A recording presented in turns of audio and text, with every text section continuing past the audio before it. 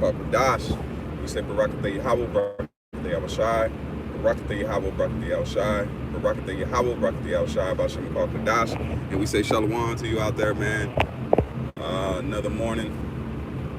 This morning's motivation is more like a news update too. There's just a few things that I seen this morning that I wanted to, touch base on. You got a situation in Israel and Iran. We always got to pay attention to that too, because we're watching this this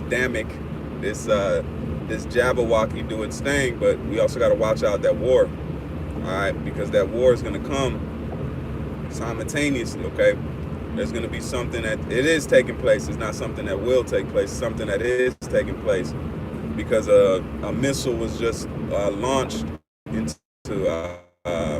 Israel's territory, which it happens, happens more than often, but they're striking Syrian bases with Iran. So Israel and Iran are in a proxy war, a cold war, if you want to say that, but it's gonna turn into a hot one.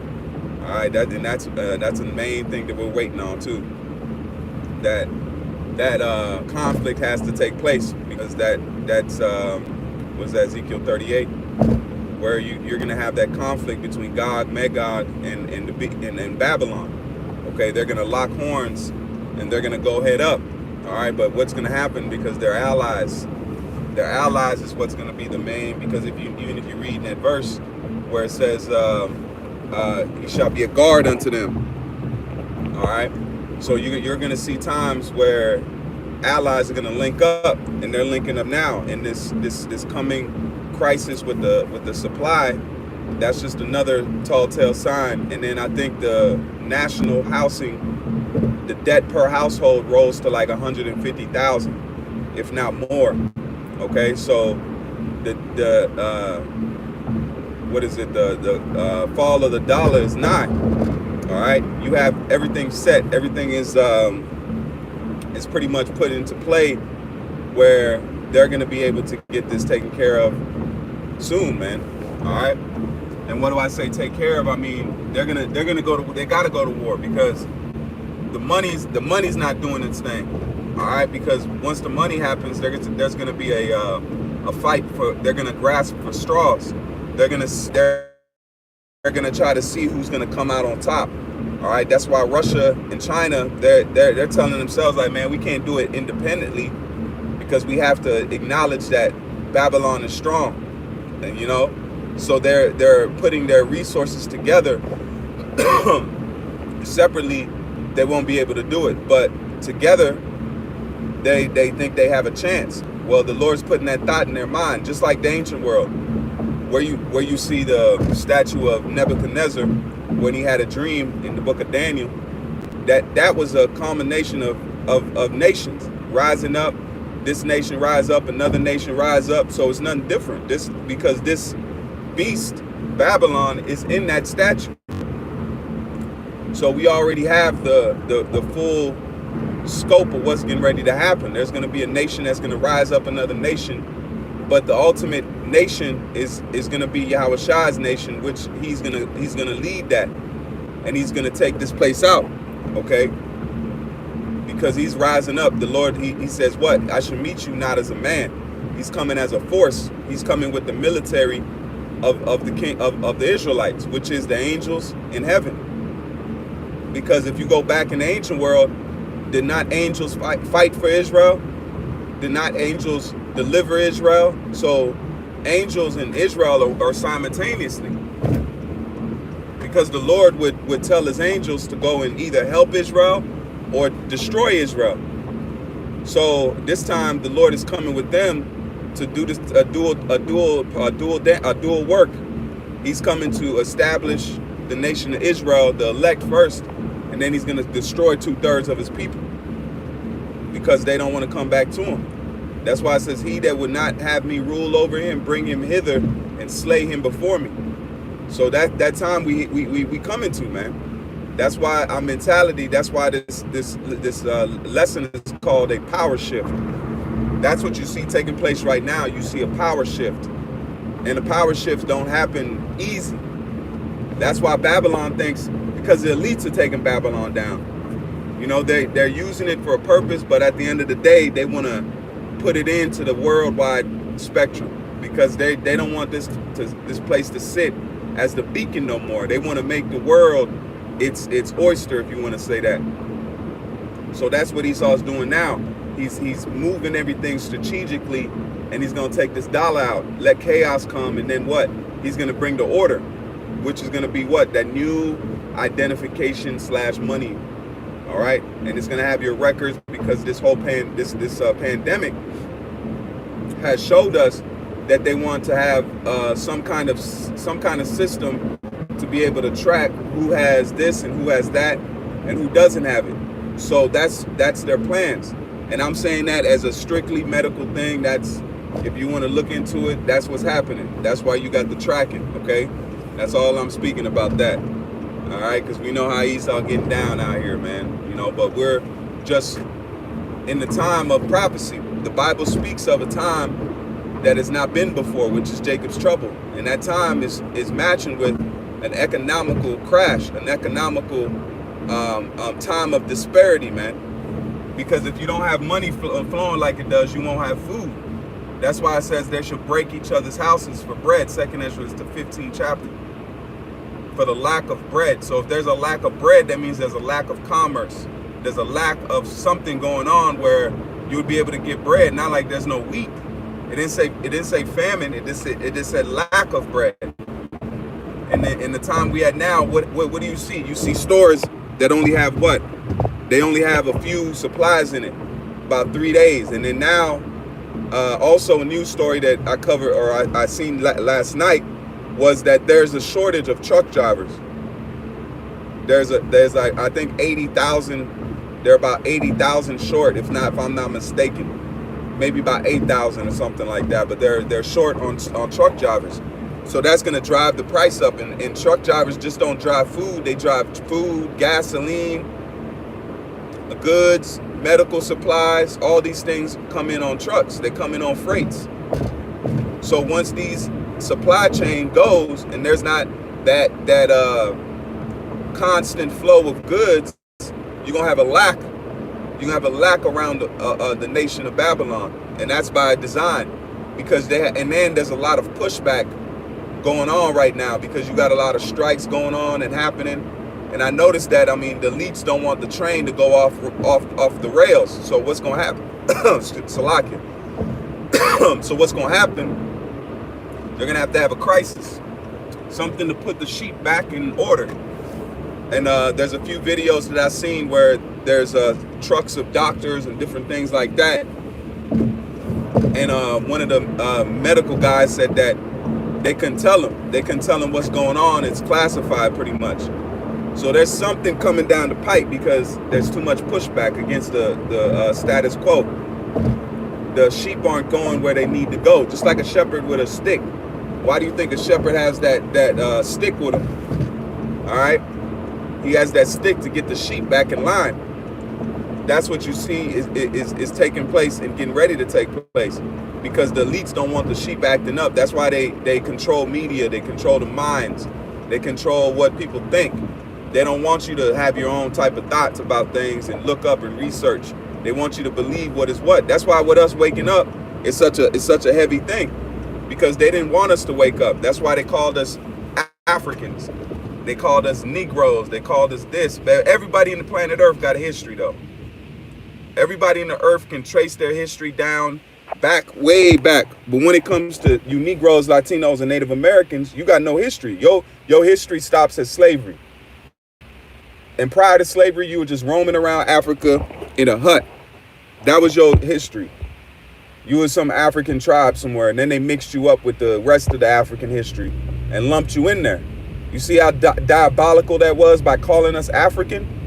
Why? Because then they could tie our history and say, this is where we came from. You didn't come from Israel. You came from the Zulu nation.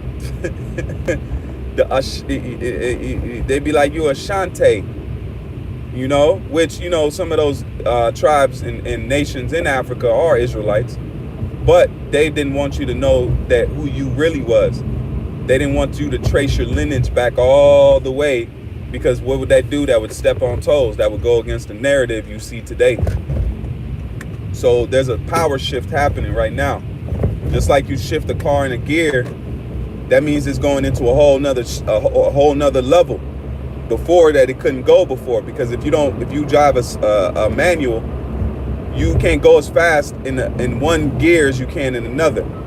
So that's what's happening. The Lord is shifting everything now.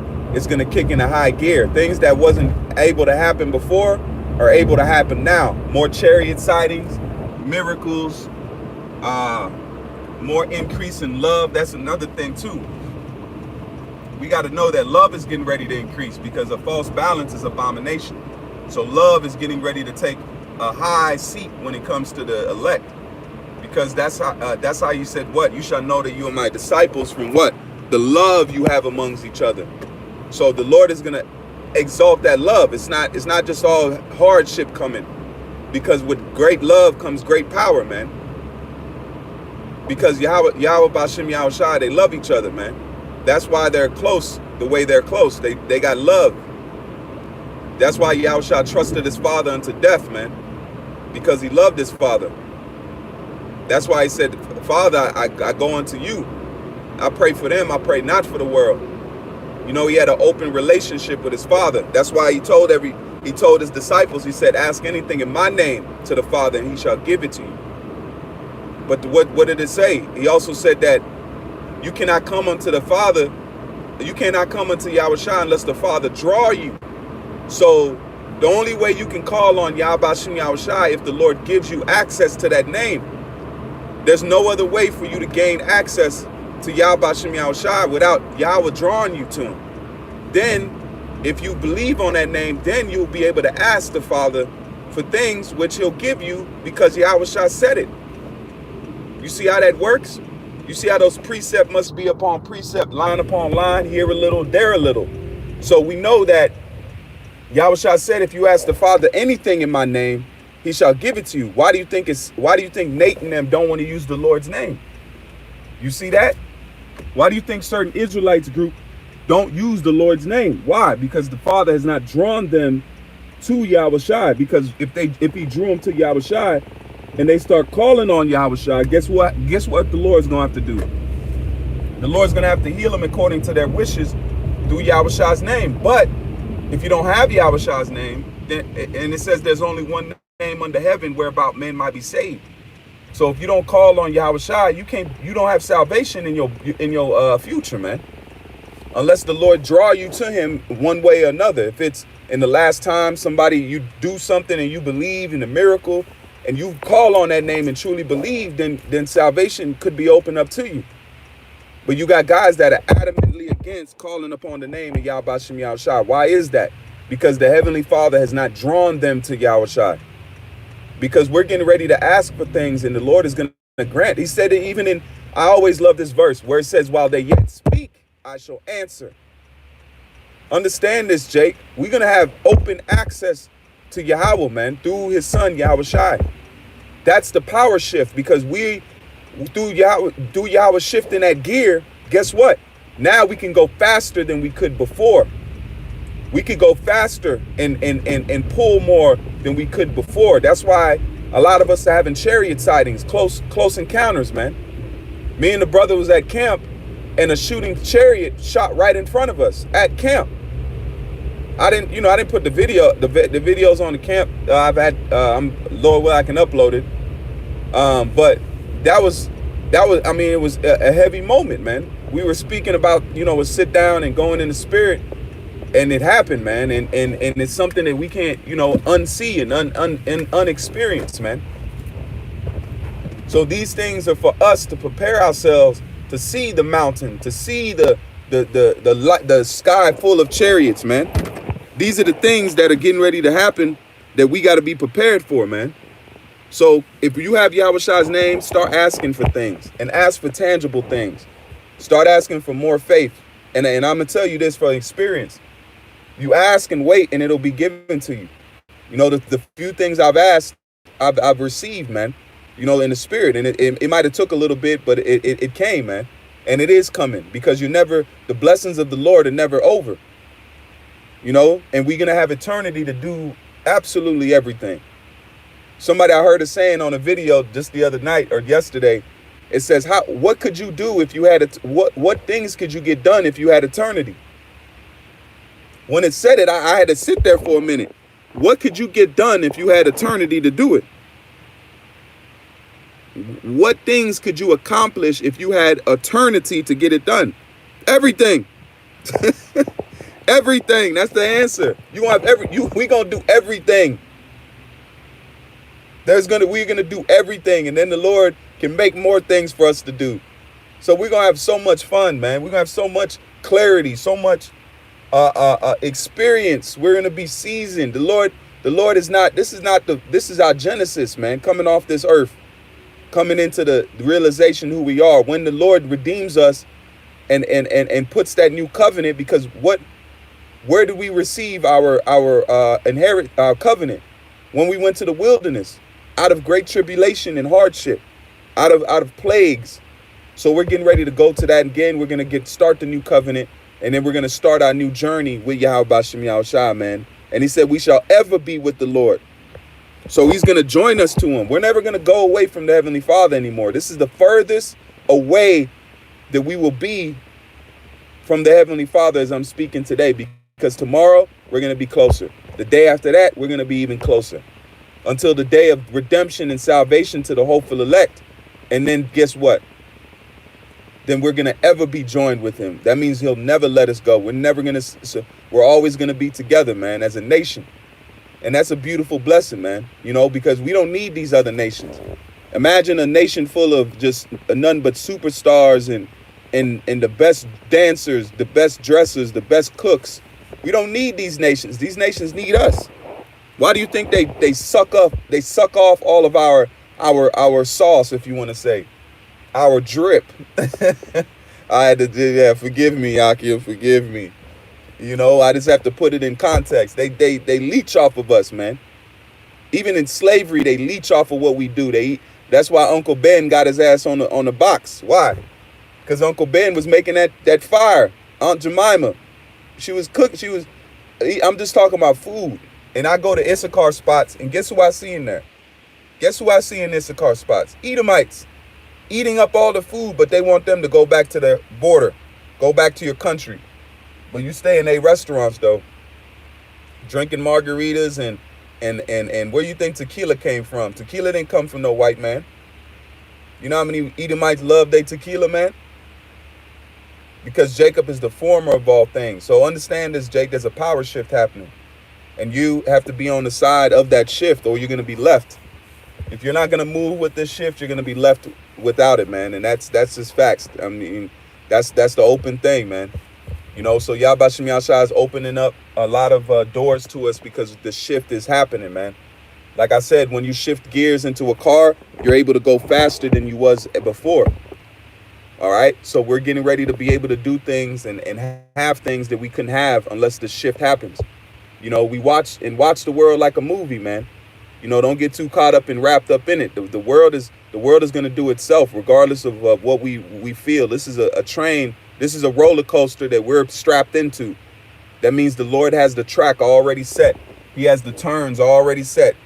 So that's like somebody on a roller coaster trying to put their hand out and hold one of the beams to stop the ride. That's not gonna. You're gonna hurt yourself.